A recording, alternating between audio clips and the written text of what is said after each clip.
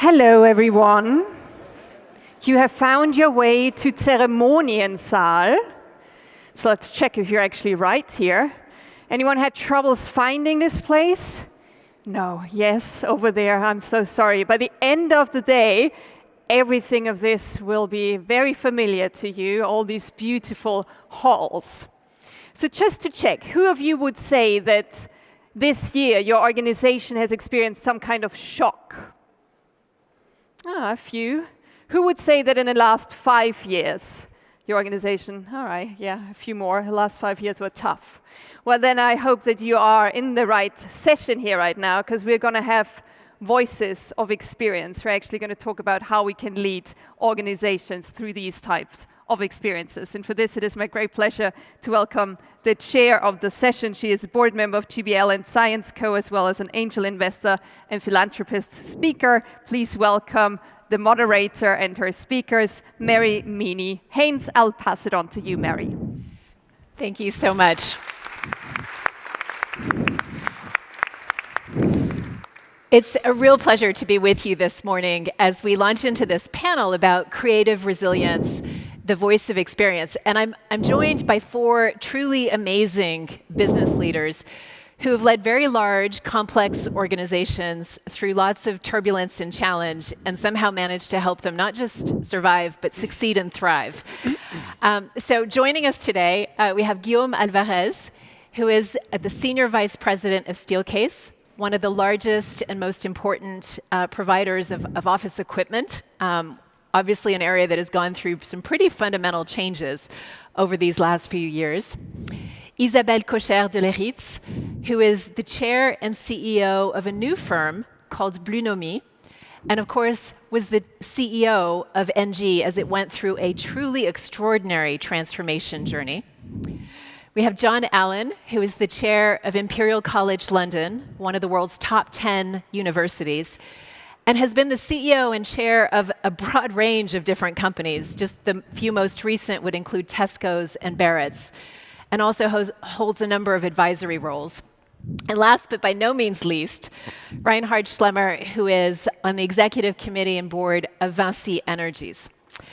And so the plan is we're going to explore creative resilience and what that means, a little bit at a personal level, a lot at a corporate level, and then we might even get to a little bit of what does creative resilience mean for our world, for our planet. I'll kick things off with a few questions, but we do have mics, and we would love to get your questions and comments and insights. So I'll start things off with a few questions for our panelists, but please don't hesitate to jump in with your questions and your perspectives. Guillaume, I'm going to start with you. You have an extraordinary background. You were born in the Himalayas. You lived in Pakistan, Lebanon, Afghanistan, and all across Europe. You spent your childhood moving from country to country, from school to school, from language to language. So please, I would love to hear, what did you learn about creative resilience with that extraordinary upbringing? Thank you for the question, Mary. Before I answer, I want to thank Richard for the opportunity to join again the director this year. It's really a pleasure and honor, Richard. Thank you. And please keep creating these wonderful experiences for all of us. So, what did I learn? I learned actually that every single move was a big shock. So I had the pleasure at the end to live, study, work in 18 different countries, and sometimes in many different cities in the same country. So for example, in Pakistan, we lived in 4 different cities. Every time you move when you're a child, but also when you move your family later on, it's quite a big shock. And I've learned over the years that people don't really wait for you. They don't really need you, right? So you have to sort of find a very natural way to understand what is happening around you and how you can fit in a meaningful way into the social environments that you're joining. So you learn that being impatient, that trying to sell yourself, that trying to be popular is not the right thing to do.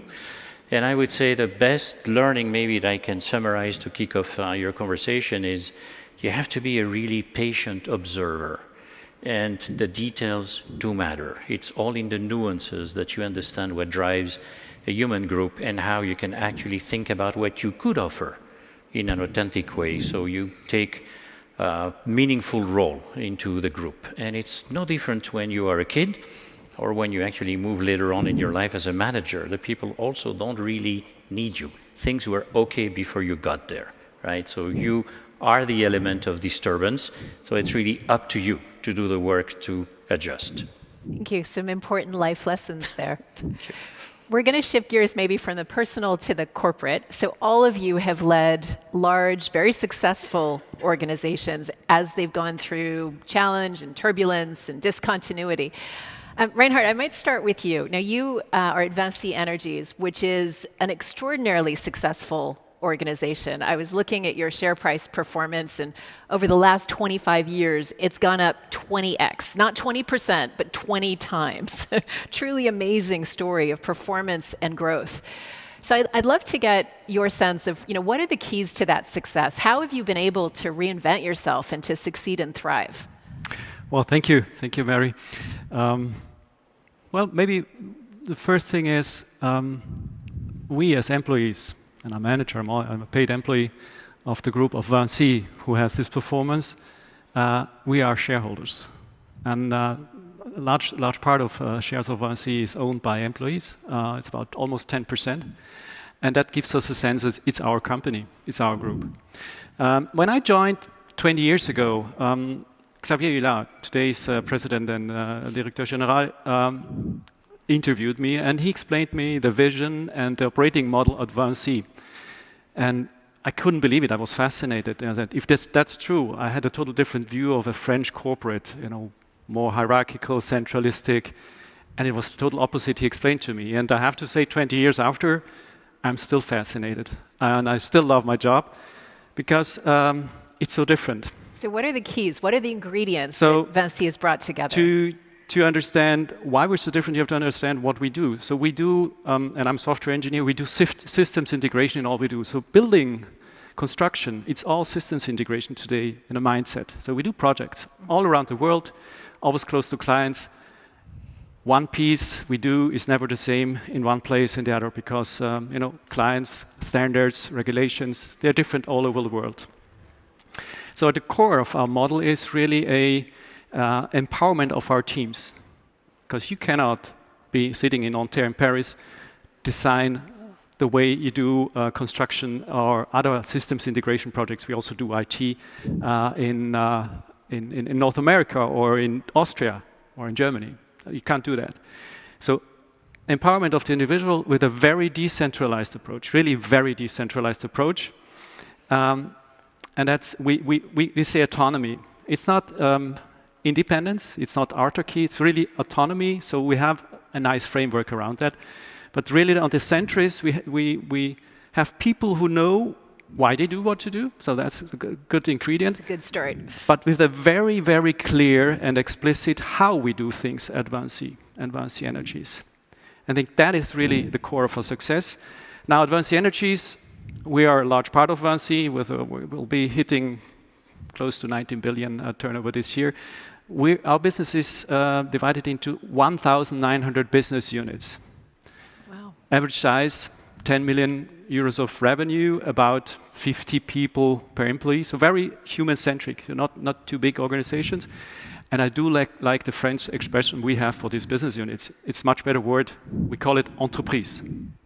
And for everybody, that's the entrepreneur that's in there. And that's what exactly we expect from our business unit general managers. They are entrepreneurs. They do their own strategy. We call it the shared strategic plan. Every year they do their plan. Of course, they do also a budget, but what we focus on is on their strategy. And that's very local. So at Vinci Energies, we have 1,000 or more than 1,900 different strategies. Of course, it's built bottom up. So we have a very light corporate strategy. We give some top-down guidance, but at the end of the day, we want our teams, those entrepreneurs with their teams develop their strategy, and then it's theirs. And by doing that, they own it, and then they go the extra mile for, achieving also their goals. I think that's a key of our success. That gives us resilience, that gives us agility, and what misses then, because then you would have by just doing that, you have just solitaires, like a financial investor. What's the difference?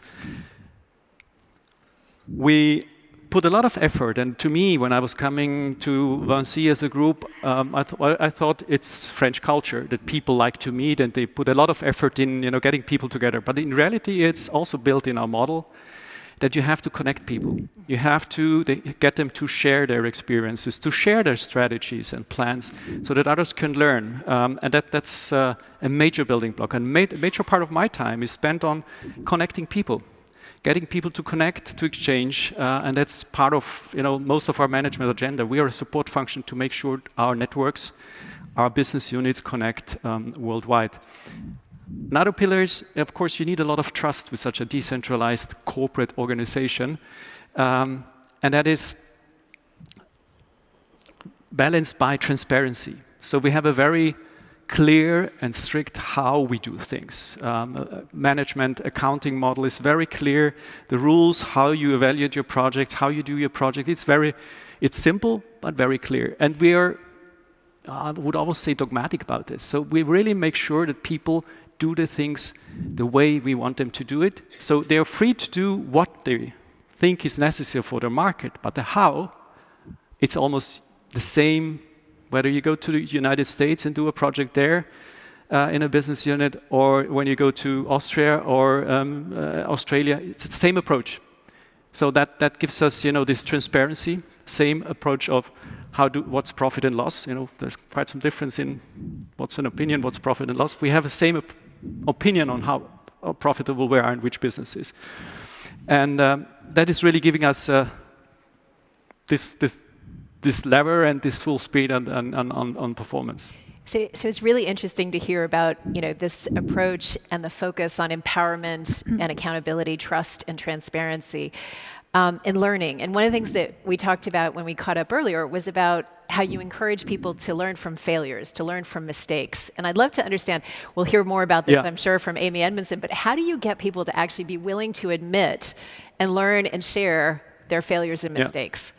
So, of course, on the core is that we have to accept we're a human-centric organization. The only thing we have at Vinci, we always say, is our people, because we don't have real products. We're a systems integrator. So people make mistakes. It's natural. So we have to create an environment where people are able to speak out, saying, okay, I made a mistake, my project's going astray. Ideally, they say it before it's going fully down the drain. And that needs a lot of, again, trust, reciprocal trust, and allowing for some, let's say, emotional safety. For that to happen, you have to be very close to people. So we don't have a very hierarchical appearance and organization. We love this concept of proximity. So we don't talk to our teams just by hierarchy. I'm in contact with, employees at every level, and nobody has a problem if, Xavier Lard talks to some of our employees down level. We don't, make a census on that, not allowed to talk to our president. Whatever, that's really this proximity. And we have to see that, we have to create an environment where people are allowed to talk about, their fears, having a bad day, and the biggest challenge we have, being a company with a lot of construction projects, risky environments. So we'll still have a lot of work accidents.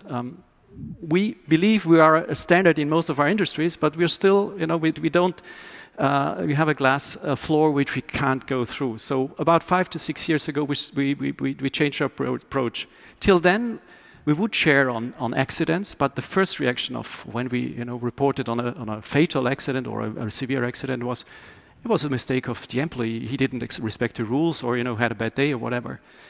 We stopped accepting this. We said, okay, we have to go beyond that. So what are the indirect and the root causes for this accident to happen in the first place? What do we do? Do we as managers have to do to change processes, procedures, in many cases communication, for this not to happen again? And we widely share these lessons learned. So we really talk about our failures very openly. It's number one on our management agenda is talking about work safety and what went wrong and why did it go wrong. So not blaming, but what to learn and share it with others who are in similar environments so that they can adopt it. And I see by that we're really making slowly but surely progress and learning. And that's an example. We do the same in projects. That's a bit more easy to talk about, but when you have people, fatal accident, it's not that easy to share it widely. And 10 years ago, we would not share too much about what happened on a work site if there was a fatal accident. Thank you. That's very inspiring. John, I'm going to move to you. Now, you've been the leader and the CEO and the chair of lots of different organizations. So what have you seen to really get people to perform at their best? Well, I could give you lots of examples, Mary, but I'll stick to one or two.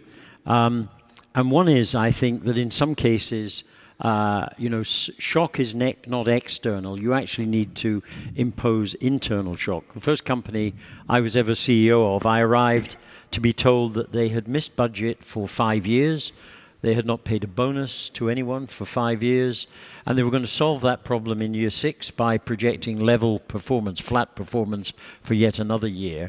And I felt this is not my natural style. I'd like to think my natural management style is a bit, as we've just heard described, participative, coaching, giving people autonomy, supporting them, all of that. But I realized very quickly these people needed to be given a shock in order to learn to perform differently. So I got the top 50 managers together and I said, look, this is going to stop. This year we're going to make profit progress. We're going to pay a bonus. And I used the words very deliberately, and these were not accidentally. I said, we're going to pay a bonus if it kills you.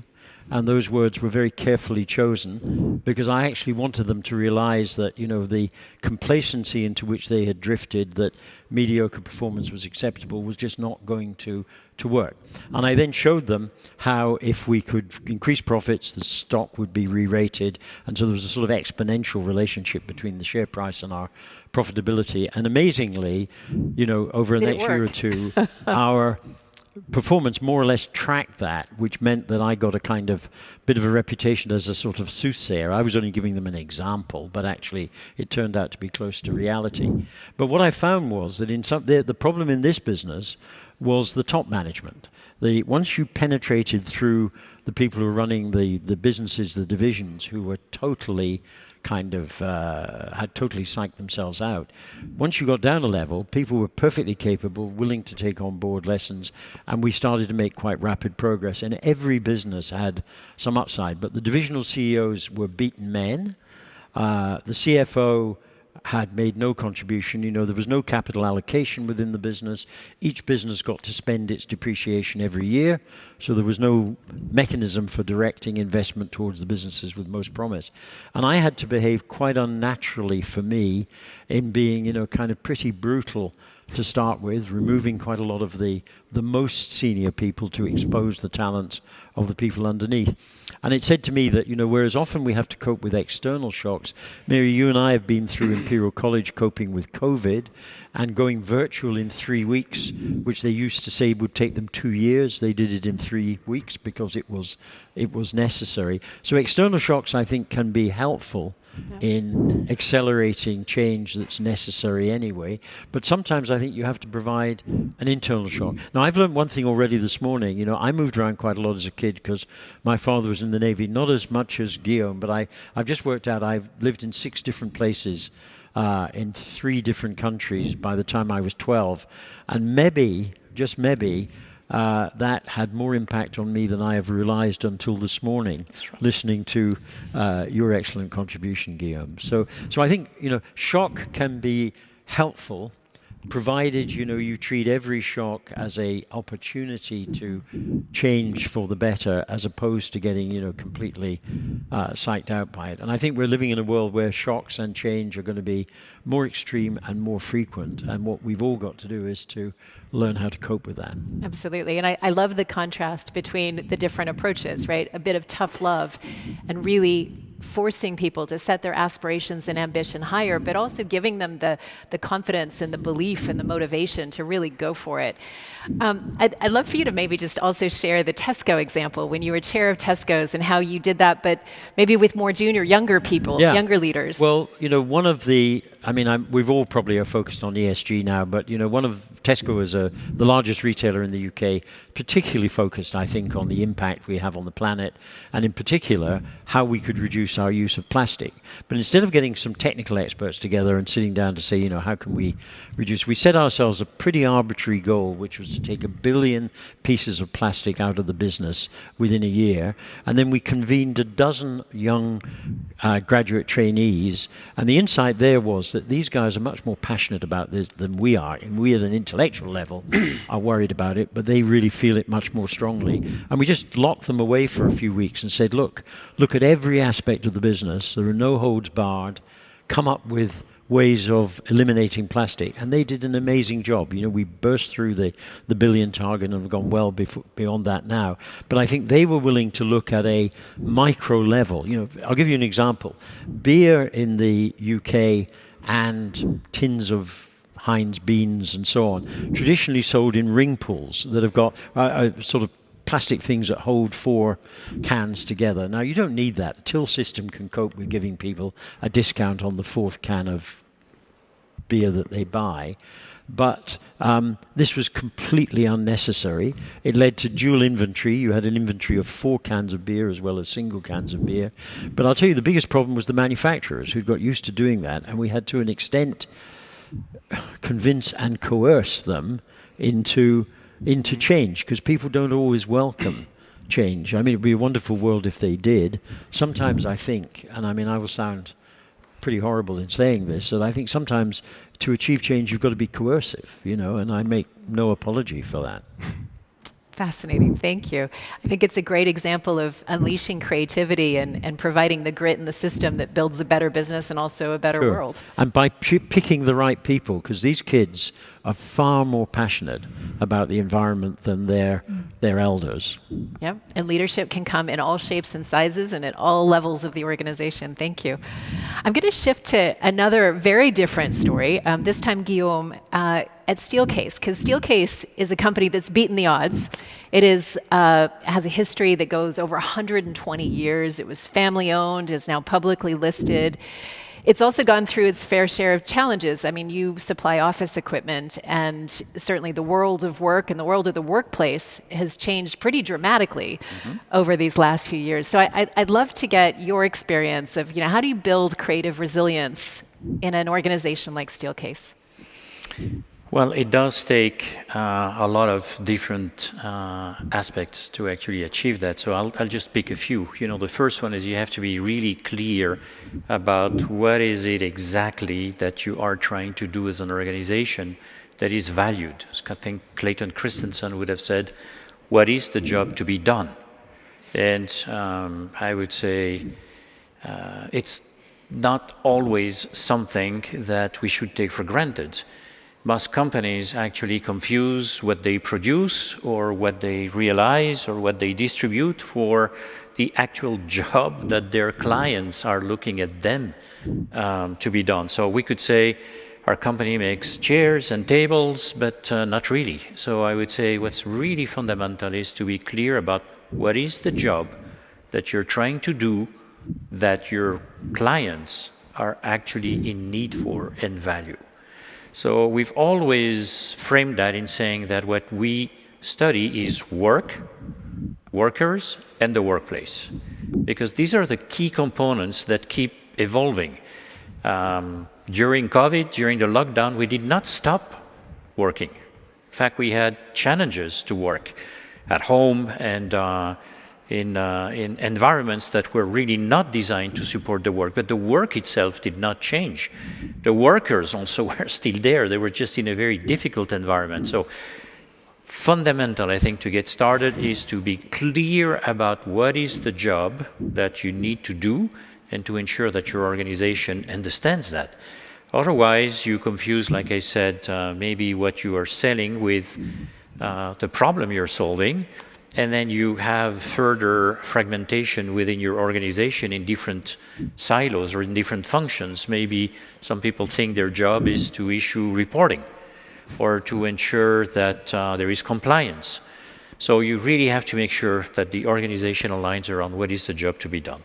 Then secondly, I would say there are some circumstantial elements that are really critical. And I'll share an example that is relevant to Steelcase. But about 10 years ago, our previous CEO, Jim Keane, decided that we should not have a headquarter. Right? And that sounds a little gimmicky. You know, the first reaction was, what do you mean? You still need to have all the functions, you know, the leadership. But it did really change dramatically the mindset in sort of shifting towards where is the attention needed. And the attention is needed close to the people that are really on the ground and those that are trying to get the organization to evolve and innovate. So around the world, our leadership teams are actually based in our innovation centers. They're not based in the places where you would find very important and very valuable functions like finance, HR, taxes, you know, etc. These are very important functions, but leadership probably has a better impact in being close to the people that are trying to invent the future. And we all know that's really difficult to do, and it's getting increasingly difficult. So the architecture of your physical location matters. And within this physical location, there are lots of cues that either support or contradict what you're trying to do. So I'll say less reliance on word is a real fundamental belief that we have in our company, in our leadership team, is you don't really get things to move by saying things. You have to have all the human beings that work for you. And we tend to call them employees, people. They're human beings, right, with very rich and very different backgrounds. So you convince them by having them experience physically what you're trying to achieve, not by telling them. I'll oversimplify my point by saying I think every company would say, we're innovative, our people are our best asset, we protect the environment. I don't know if any one of you has ever seen a company that says we pollute as much as we can, we exploit our employees, you know, it's like no one would ever say something like that. So it means nothing to declare these sort of aspects. You have to prove it in your everyday actions. Yeah, people watch your feet, not your lips. That's exactly right. And to be able to enhance the opportunity to prove it, our leader, top and middle management don't have any private location where they can hide. We work in the middle of the action, including our CEO. Our CEO actually decided that the best place to be was probably in between the entrance and the best coffee place we have. Right? Because this is where there is the largest amount of flow. And as people move around the office, they may see if she's available, if she makes eye contact or not, and they'll take their chance. They may interrupt Sarah for a couple of minutes or for a longer talk. It's also the chance for leaders to actually interrupt someone that is walking by. So you have to be in the action and really demonstrate through the working environment, but also through your actions, that what you claim you want to do is actually really what the people are experiencing. Thank you. Some fascinating themes. I'm sure we'll come back and explore in more detail. Last but by no means least, Isabelle, you led a truly amazing journey when you were CEO of Engie, probably one of the boldest, most courageous, in some ways most radical transformations I've ever seen, where you deliberately, consciously, with the rest of your team, the rest of the organization, exited some of your largest and most profitable businesses like coal and reinvested in renewables and so on. You fundamentally changed the model. You moved to a 3D model, so decarbonized, digitalized, decentralized. You made some truly amazing changes in a remarkably short space of time. So I'd love for you to tell us about that journey. Thank you, Mary. That's true that we had our shocks, to rephrase what you said, my colleagues in this panel, because the energy industry was the first to experience that need for change deeply in advance. Now I believe it's the case for all and every sector. Mm-hmm. And it was really a shock because I spent 20 years at Engie. We were a very engaged company with a strong purpose, which was to bring energy everywhere. in particular in emerging countries, not only, but a lot of exposure in emerging countries. So a company able to take risks, company to export teams and capital and resources in a lot of countries, including dangerous ones, mid-90s and following. And progressively we realized that this purpose was probably great, but we implemented all the technologies that were available at this moment, that is to say, gas and coal. And we became, by design, I would say, we were exposed in 60 countries. We became one of the biggest CO2 producer in the planet, I mean, by design. So, and the point was that we were convinced that we had something to change to become future-proof. It was really that, future-proofing the company. But first, the new activities, renewable technologies, energy efficiency, a bit less, but nevertheless, were less profitable than the core of our portfolio. First, difficulty, and second, a lot of uncertainty. Everything was uncertain. I mean, the pace at which these technologies were expected to improve, even technically, and also financially, everything was uncertain. So it was more about an exploration than about a trip, if you know what I mean. That is to say, no longer a system where you can plan your steps in advance on 10 years. In energy, you invest for 30 years when you build an infrastructure. So it was really the memories I get from this moment, this phase, is exploration. And so what are the lessons I can draw with a lot of humility, because every case is different. But maybe what saved us is first to lead from the future, I would say. Lead from the future. That is to say, try to provoke a commonly shared, in the company first, view on this future. What is our future? And it resonates resonated what you said regarding Vinci, saying this is not only the execution that is decentralized, that the strategic thinking that is decentralized. Because what was true in the Philippines was not true in Indonesia and not true in the UK, and etc. So we really started from the ground in each and every country. We spent 80 months, if I remember well, to progressively provoke the emergence of a vision, country by country, and a strategy. Oh, yeah. What are the critical needs that are not yet covered?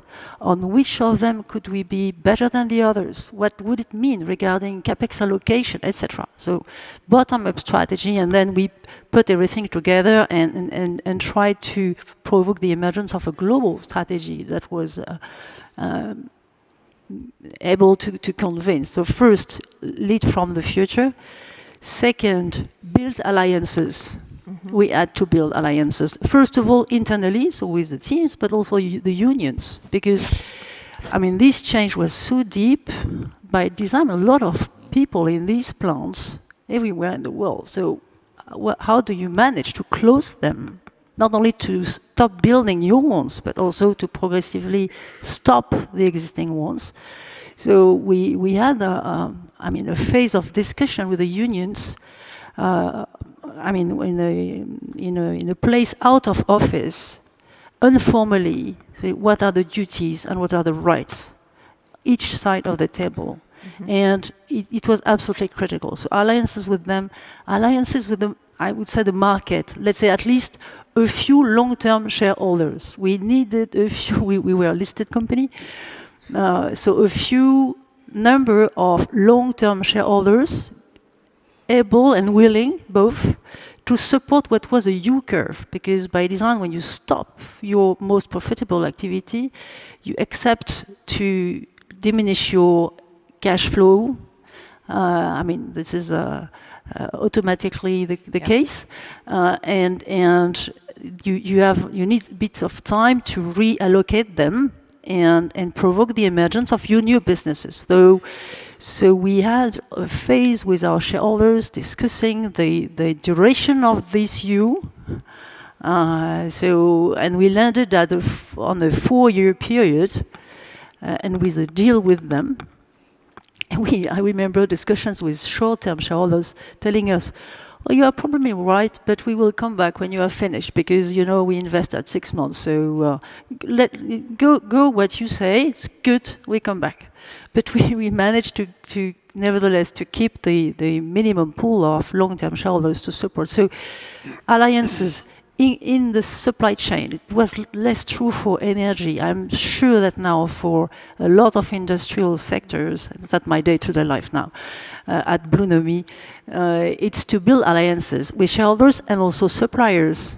The Scope 3, if you are familiar with this Scope 3 notion, the fact that each and every company will have to disclose the Scope 3 emission, that is to say, CO2 emissions, not only in their legal perimeter as a company, but also the CO2 emissions of suppliers and clients. So to engage with the suppliers in build alliances again, with the suppliers, also with the clients, to engage them, be sure that they will also move to build alliances. And the third element maybe would be to say, exactly, if I go back to this image of an explorer has a clear view on the vision of the mountain they want to reach, but the how, what really matters is the ability to be extremely flexible and agile. And this is something that could look as paradoxical, but it is not. Strong convictions on long term, but a lot of agility and flexibility internally. And we tried progressively to structure that, because innovation is not, Brownian. It's not chaos. It has to be structured, and we progressively landed to something that was 6 months, 2 days. 6 months, 2 days. Every 6 weeks, not months. 6 weeks, 2 days. So every 6 weeks, we provoked a top 50 meeting, 2 days, to assess the last 6 weeks.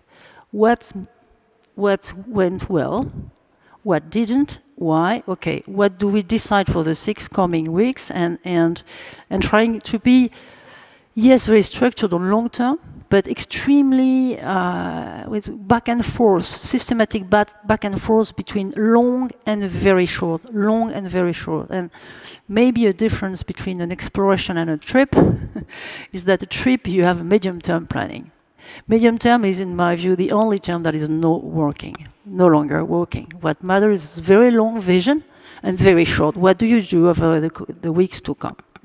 I love this metaphor of the exploration where you broadly know where you want to go, but you have to be incredibly agile and learn, and you're in unknown territory. So how you get there is going to emerge as you go through that voyage, that exploration.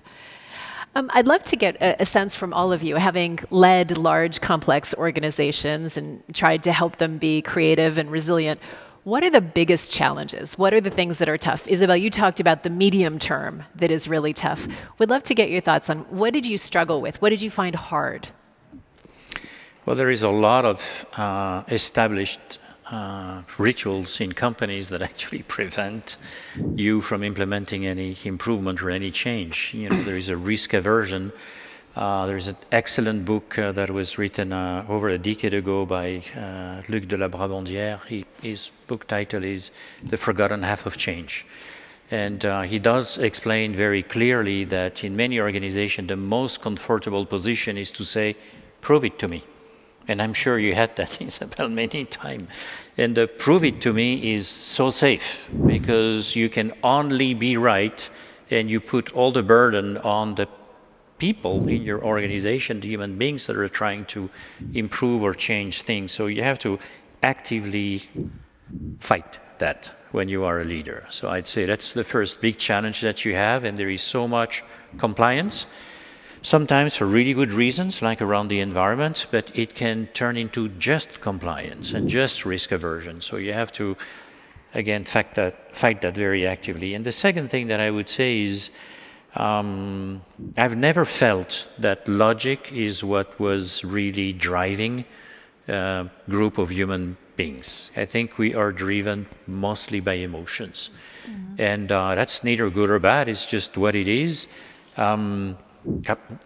just a very simple anecdote, but when we come out of engagements with all the human beings that are working in our company, I'm very rarely getting feedback that is technical about what was shared. I get things like, you look confident. You guys look like you like each other. You are smiling, or you look concerned. You look tired. No one ever says your Monte Carlo simulation was really impressive, right? So I've never heard that.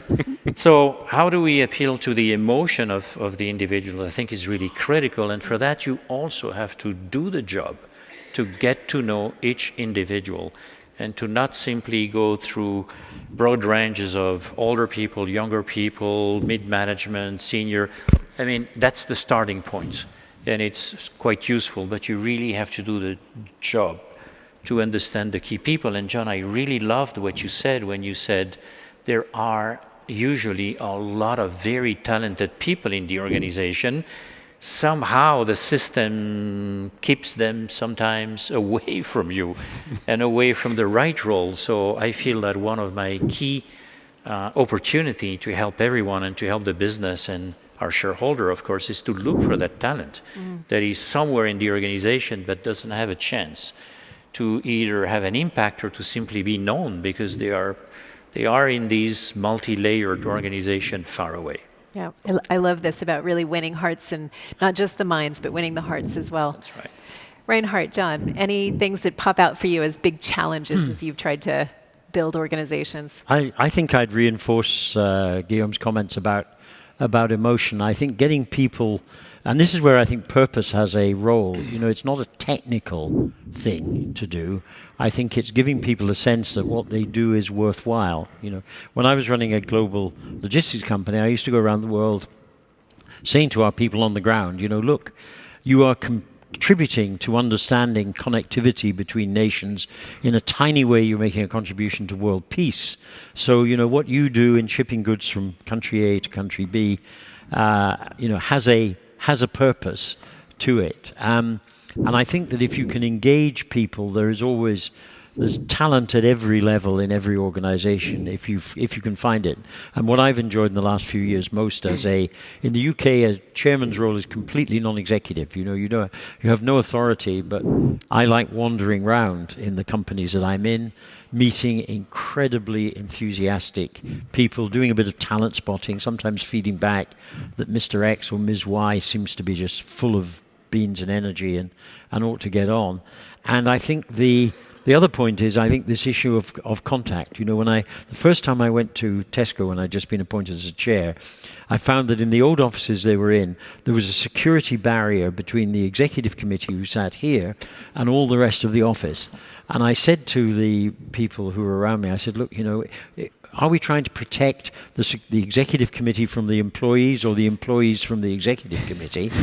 and the point was made. And when I went back 2 weeks later, that security barrier had been removed. It was a crazy relic of history, but no one had got down to it. To give you another example, one of the industries I've been involved in, really high tech, is office cleaning in the past. In the States, they call it janitorial services. And one of the key clients we had was Texaco in Purchase, New York, and which is, of course, Texaco is no more. I don't think it's because of what I'm about to describe, but they had a beautifully architected twin buildings, a big tower where most of the office employees sat, and a small tower where the executive committee and senior managers sat. And the connectivity between them was a bridge across from one to the other, and there was a large man with a gun on that bridge. What message did that send to the employees about the accessibility of senior management? And did senior management ever take the trouble to go the other way? I don't know.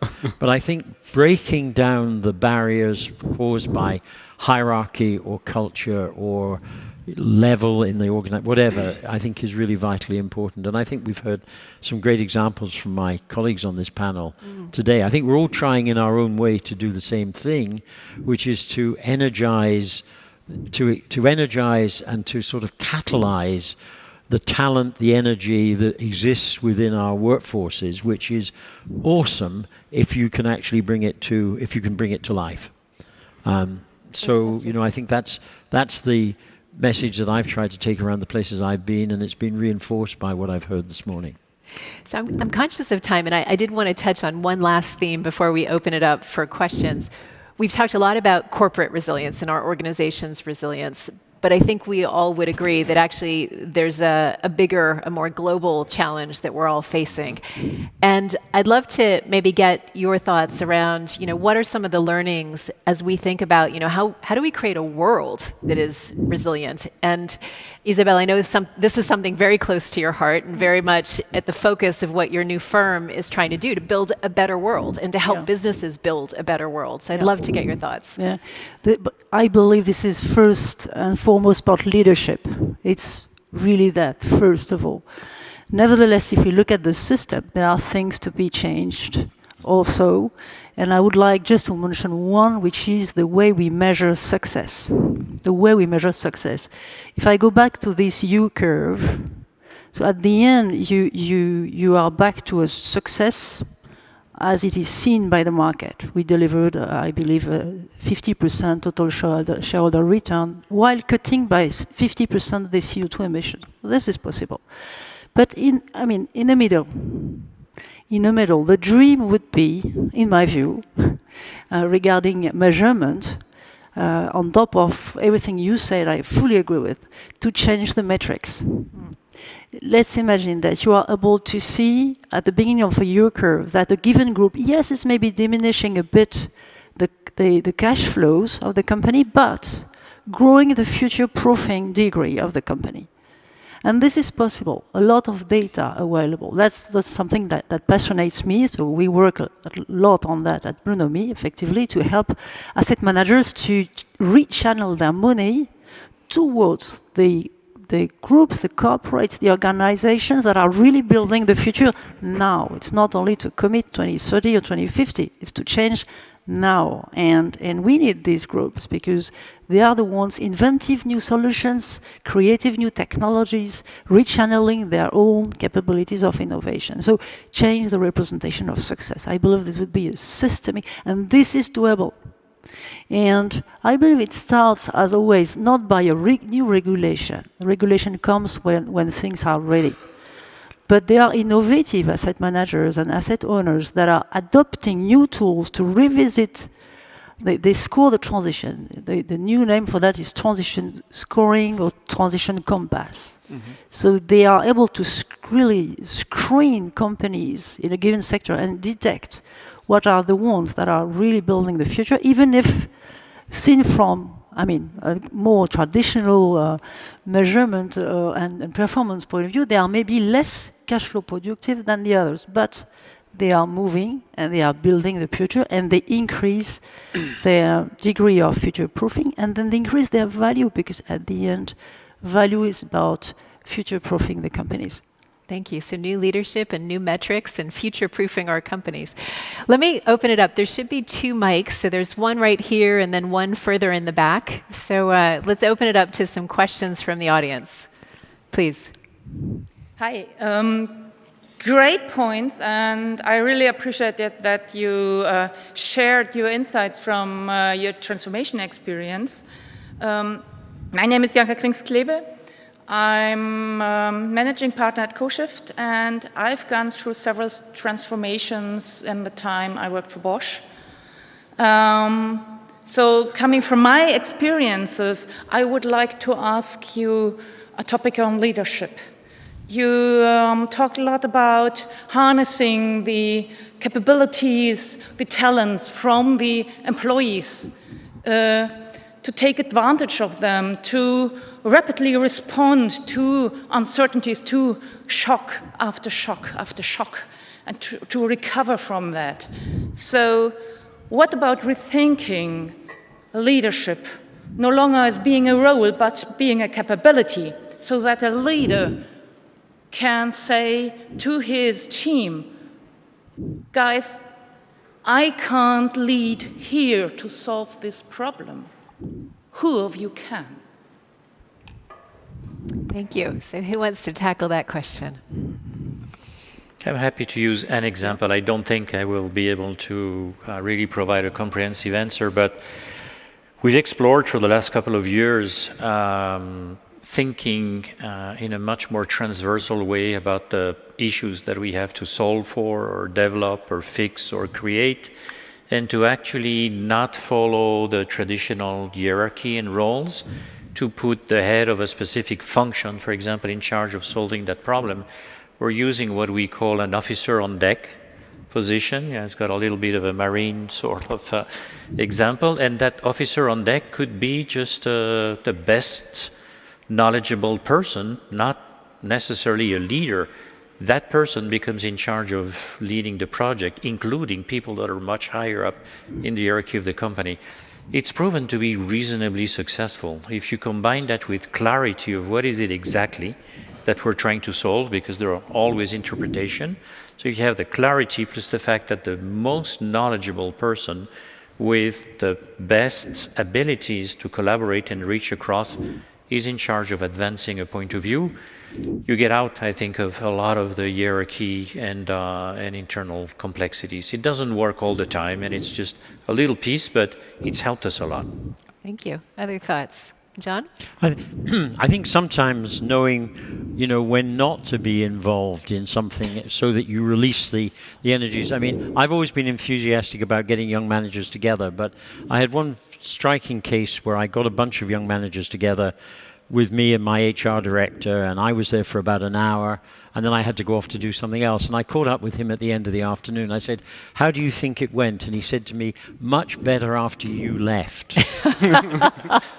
And of course the answer was, well, I was there to an extent. They were playing to the gallery, Once I'd gone, they actually got down to tackling the issue that was there. So I think knowing when not to be involved in something is an important lesson to learn as well. Absolutely. The other theme that we touched on in one of our earlier conversations is that leadership should not be synonymous with a particular title or a level in hierarchy. And it's also not synonymous with a diploma or an educational degree. And I think that's something, John, that you've spent a lot of time thinking about. Yeah, the company that I described at the beginning, which was in a really bad state, was I started my career with Unilever, where people were all very highly educated, and then I worked for much more prosaic companies where there was a distribution of it, but not necessarily a lot of education. But then I got to the company that I described earlier, where again everybody was highly educated, and they had wonderful position papers on everything. Every problem I asked them about, they would produce a position paper which demonstrated why it was impossible to solve. So I think there isn't a correlation necessarily between educational attainment. By the way, I think education is a great thing, but it doesn't necessarily correlate with managerial effectiveness. Some of the best people have had far less formal education, but they've clearly got, natural talent, natural drive, or whatever. Yeah, thank you. Isabelle, did you have a comment? Yeah, I really liked what you said regarding the fact that to be a leader is less a job than capabilities. And just to rebound on that, I believe that one of these capabilities is to try to have a purpose as a leader. I mean, as an individual.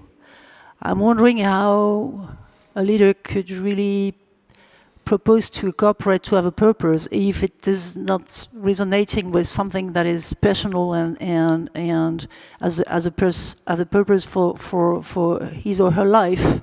So to train that, if I go back to this comparison with an exploration and traveling, an explorer as that is passionate about going there.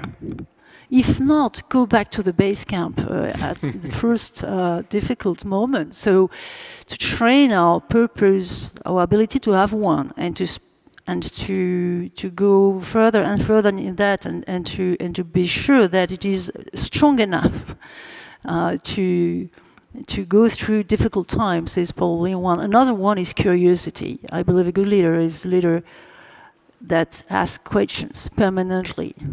And if possible, open questions, not questions you could answer with a yes or a no. It's, what do you see? That's a question I heard somebody asking this question, and I took that habit. What do you see? What do you see is efficient, because at the beginning, when you start asking that to the teams, they struggle to answer, because because they were not expecting that I was interested by what they see. So, but they took that habit. So everybody, what do you see with your eyes where you are? So listening, curiosity, I don't know how to name it, but it's about that. And making decisions, even in uncertain situations where everything is really unclear. What is if I make a mistake, which one would I prefer? Is it if I have a choice between two ways, A and B, if I imagine 1 second it is a wrong decision I make, with what mistake I'm the most at ease, I would say. There's something that helped me in several cases. Thank you. Reinhard, I know at Vinci you spend a lot of time and energy developing leadership and leaders at all levels, and I'd love to hear your thoughts on this. Well, first I'd like to, I really like what you said, Isabelle, as well, deciding, and then, but also having the courage to pivot away from that decision if you realize with your team, you were wrong. And I like this approach of, short-term. I mean, I'm a software engineer, so today you call it Scrum. You do a very rapid prototyping type of development. You make steps, and that's really I think that the way forward, because things change so often. So if you really stop and think, okay, next step, next exploration step, that work, and as a leader, I think you still have to provide this long-term idea, this why, the purpose. If you don't provide this to the teams, they will be lost. And then, from my experience, having had to integrate a part of Imtech ICT when it was bought by our group, in a German business which was quite astray, and you had people who were not on our page in terms of culture and in terms of how you do things. I mean, it was part of the problem why Imtech got in trouble back in time. So realizing that, with our values, we were people-centric, we trust before, you don't judge right away, but then having to realize that you have to, get rid of these managers, these people, because they just don't follow the way you'd like them to follow. They don't share the same values, and I think that's when you see that people don't share your values, then really making this tough decision and saying, okay, you got to be out. Maybe in another company you're good, but here you don't play our game to our rules, then you have to leave. Thank you. We probably have time for one last question. Yep, over here. Good morning. It's fascinating. So my name's James Mountford. I have worked most of my career in the public sector in the UK, mainly in the health service. But I now work in higher education for Galileo Global Education. And I'm struck by, Guillaume, I think you mentioned it first, this idea of deference to expertise. You talked about getting the right person on deck, and the link to purpose. So I'm going to take us back to the pandemic. In the pandemic, a lot of people in healthcare found themselves much more powerful in public bureaucracies because it had to move fast, you couldn't delay, and you absolutely had to defer to expertise. And then the whole bureaucracy snapped back for various reasons. And that's definitely true in England and our other national health systems, but I think it's true more broadly. And it just made me wonder, most of your experience, I think, has been in the corporate sector. And I just wonder whether you think the basic governance of organizations has a bearing on the leadership and the ability of the organization to pivot as you describe. All right, who wants to have a go at that? So I would offer a slightly provocative thought just to feed the conversation, but research shows that things don't get done the way you think they do. And that is true in administration, but also in companies. We conducted about 15 years ago a really cool research with the University of Chicago. And it really shows that in any organization, if you can really unleash the power of the network, the friendships, the common histories, the physical proximity, you actually get a lot of things done. So I would say maybe de-emphasizing a little bit the hierarchy, the org charts, all these things that are important to create a little bit of a way of finding your way around the organization, but really relying more on allowing the community to actually get things done the way they have and to give them the tools they're looking for, I would say would be maybe a thought. It's difficult to do, but it is definitely an opportunity in every organization, private or public. Thank you. John? Yeah, I've sat on the board of a government ministry in the UK, what we call the Home Office. In most countries would be called the Ministry of the Interior. And I was struck, and I was there for 5 years, I was struck by being surrounded by some of the most talented people that I had ever worked with, civil servants, really good people, and yet the ministry then and now has been utterly ineffective. And I think part of the reason is that this, they haven't solved this issue of hierarchy. There is huge deference from junior civil servants to senior civil servants to politicians, ministers who are often much less capable than they are. And as a result, you get these horrendous kind of non-events happening in terms of, immigration control, the proposal to ship people off to Rwanda from the UK, which frankly will never happen. But the politicians aren't able to state that maybe that was a mistake, maybe there's a better way. They have to maintain their position. So I think this I don't know how well it works in other countries. My only experience is in the UK, but I can tell you in the UK, you have got a confluence of huge talent on the one hand and very low levels of effectiveness on the other side. And we need to break out of it because, as a result of that, our national performance on all sorts of things is going terribly badly. It's a great call for action and a great call for creative resilience. But unfortunately, this panel is at time. So before we close, I'm just going to ask each of you to share maybe one parting thought with our group of leaders with us today. Reinhard, I'll start with you. Well, I think for me as a leader, really empowering my team, pushing for diversity in our teams, and especially for Vinci to be less masculine. Because we see that we males do have a problem of expressing emotions, admitting that we're having a bad day. But that's a very important ingredient to have creative resilience. That's why we're trying to bring more women in our organization, which is not an easy job, because we are. But I think that is my job. And when times get tough, I always say, I have to assume complete ownership. Whatever happens in my organization, I'm not guilty but responsible. And when things go a bit wrong, stay calm, because people look at you. So if you are nervous, they get nervous. And then never blame. That's the basic recipe. Thank you. John?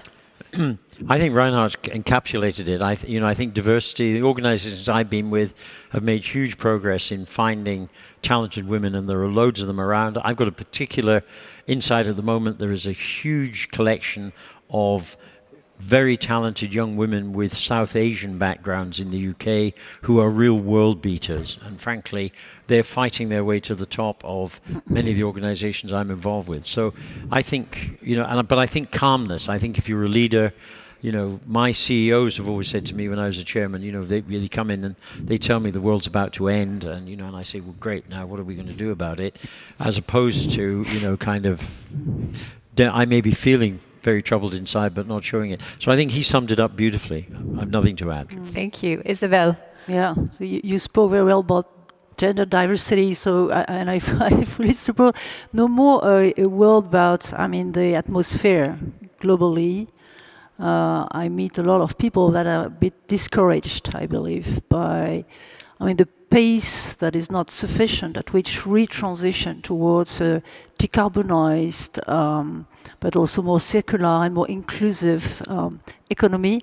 I just would like to testify so many leaders, not only young leaders, or a lot of, but leaders everywhere, moving, a lot of innovation everywhere, and the more we connect them together, and the more they will thrive rapidly. But just I wanted to share a piece of hope. I am optimistic, let's say. I am an active optimist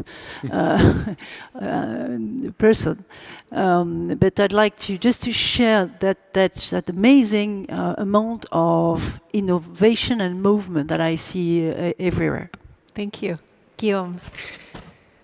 Leadership cannot do anything without the human beings that we are interacting with, and for that I would say we should do a much better job at budgeting time to actually be with real human beings doing real things, and to not simply go to satisfy our curiosity, but to learn from them, because they know a lot. I think John's mentioned that, you have Isabelle, Reinhard as well. They know a lot, and the emotions, the potential that is in them really is looking for a way to be used constructively. Unfortunately, that is not the case today. I think the research that is out there, including our own, shows that close to 40% of the global workforce is either disengaged or not engaged. Yep. And that there are a very small amount, I think it's in the 15 to 17%, that is highly engaged. And it varies, of course, from one country to another. So the potential is out there, but without really reaching out in a genuine way to learn and spend some time and to motivate, then you end up with a large amount of demotivation. Thank you. That's what a waste, right? So a huge thank you to this panel. You've definitely given me loads of food for thought. I'm going to take away this deep understanding of the job to be done and the people, the message of hope and courage and curiosity, the belief and sense of purpose from John, and your story of empowerment and accountability, trust and transparency. So a huge, huge thank you for this food for thought. There is real food in just a minute, and I'm going to hand it back to the chair. But I just want to say on behalf of all of us, thank you so much for your experiences and perspectives. Thank you.